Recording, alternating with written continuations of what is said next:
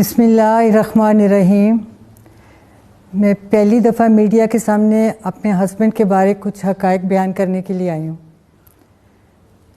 آج سے چند روز پیشتر مجھے پی آئی سی ہاسپٹل سے فون آیا، رات کے تقریباً 1:30 بجے میں سوئی ہوئی تھی اس وقت۔ اس فون کال پہ میں اٹھی، گھبرا کے میں نے پوچھا، پتہ چلا کہ جی ڈاکٹر صاحب بول رہے ہیں پی آئی سی سے، تو آپ کے ہسبینڈ کے بارے میں بات کرنی ہے۔ میں بڑی پریشان ہوئی، میں نے کہا وہ تو کیمپ جیل میں ہے، تو آپ ادھر سے کیسے بول رہے ہیں؟ انہوں نے بتایا نہیں، انہیں ایمرجنسی میں ہمارے پاس لایا گیا ہے کہ ان کی اچانک طبیعت خراب ہو گئی ہے، تو آپ میڈم جتنی جلدی ہو سکے ان کی ساری میڈیکل رپورٹس لے کر ہمارے پاس پہنچ جائیں۔ میں جیسے تیسے جلدی کر کے ہاسپٹل پہنچی۔ وہاں گیٹ پہ پولیس کی بہت بڑی نفری موجود تھی۔ میں نے ان سے ریکویسٹ کی کہ مجھے 2 منٹ کے لیے اندر جانے دیں، مل لیں ان سے۔ 2 سے تیسرا منٹ میں نہیں لوں گی۔ میں نے اس پولیس والے کو کہا کہ میرے پاس گھڑی نہیں ہے، آپ کے پاس تو ہے، آپ اس پہ ٹائم نوٹ کر لیں۔ ان بیچاروں کے بھی منہ لٹکے ہوئے تھے، بڑی افسردہ حالت میں انہوں نے جواب دیا کہ میڈم ہم پرویز صاحب کی بہت عزت کرتے ہیں لیکن ہمیں اجازت نہیں ہے، ہم مجبور ہیں۔ میں نے کہا پھر بھی اندر پوچھ تو آئیں ایک دفعہ جا کے۔ ان میں سے 1-2 لوگ گئے، وہ پھر واپس آ کے کہتے ہیں نہیں میڈم اجازت نہیں ملے۔ بہرحال میں وہاں کوئی تقریباً 2-3-4 گھنٹے، مجھے ٹائم نہیں یاد کتنا ٹائم میں وہاں کھڑی رہی ہوں۔ تو اس کے بعد کوئی تقریباً 4:30-5 بجے یہ پرویز کو واپس لے گئے ادھر کیمپ جیل، ان کے انکمپلیٹ ٹیسٹوں کے ساتھ۔ اس چیز کی گواہی آپ کو پی آئی سی کے ڈاکٹر بھی دیں گے کہ ان کے ٹیسٹ کمپلیٹ نہیں ہونے دیے گئے۔ ڈاکٹرز نے روکنے کی کوشش کی لیکن وہ نہیں روکے گئے۔ اس کے بعد پھر دوسرے دن میں نے ملاقات کے لیے ٹرائی کیا، کافی ریکویسٹ روز کی جاتی تھی لیکن وہاں سے کوئی جواب نہیں ملتا تھا۔ پھر ایک دن یہ کہا گیا کہ ٹھیک ہے میڈم آپ کل آ جائیے گا اتنے بجے، ہم آپ کو ملوا دیں گے۔ جب میں وہاں گئی تو گاڑی میں یقین کریں کوئی 3 سے 4 گھنٹے تک مجھے بٹھایا گیا۔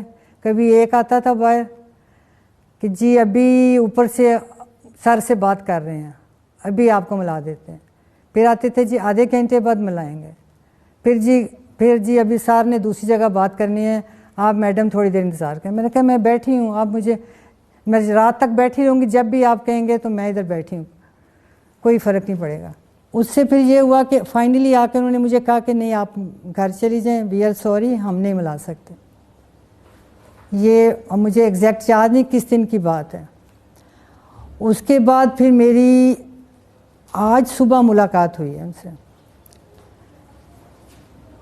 الحمدللہ آج جب میں ان سے ملی تو وہ فزیکلی تو مجھے کافی ویک نظر آئے ہیں، لیکن ان کا جو حوصلہ اور وہ اللہ پہ توکل مجھے ان کے نظر آیا، وہ میرے دل کو دیکھ کے کافی تسلی ہوئی کہ وہ مجھے یوں محسوس ہوا کہ اتنا ان کا توکل اللہ کی ذات پہ پہلے نہیں تھا جتنا اب اس جیل میں آنے کے بعد مجھے محسوس ہوا۔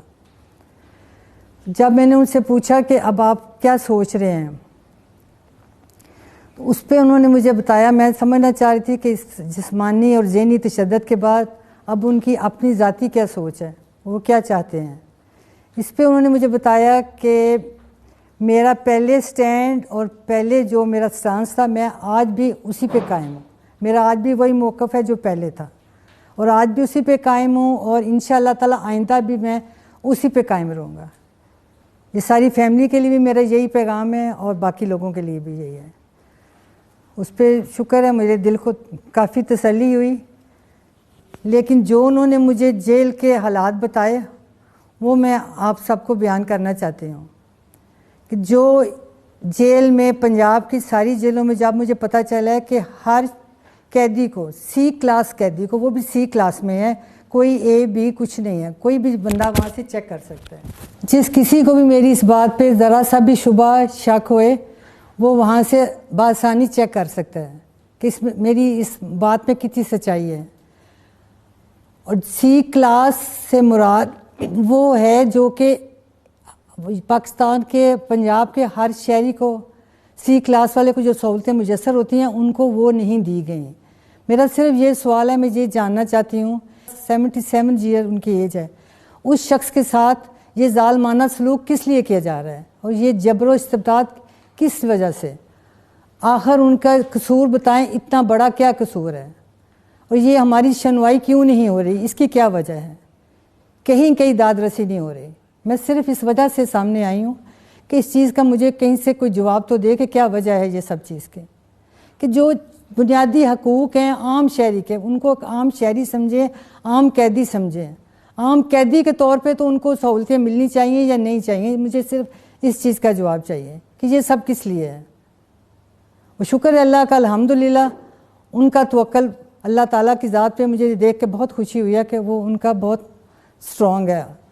پتہ نہیں اللہ جانتا ہے کس وجہ سے ہو گیا، کیسے ہو گیا، یہ اللہ کا ہی کرم ہے خاص ہمارے پہ، اور اس کے علاوہ تو اور کچھ نہیں نظر آتا۔ ہم تو گناہ گار سے لوگ ہیں، اور میں اس کے آخر میں مجھے جو ان کا توکل، ان کا بات چیت کا انداز دیکھ کے جو سمجھ آئی ہے وہ یہی سمجھ آئی ہے جو میرے ذہن میں بار بار قرآن پاک کی یہی آیت آ رہی ہے، وَأُفَوِّضُ أَمْرِي إِلَى اللَّهِ، کہ میں اپنے معاملات اللہ کے سپرد کرتا ہوں۔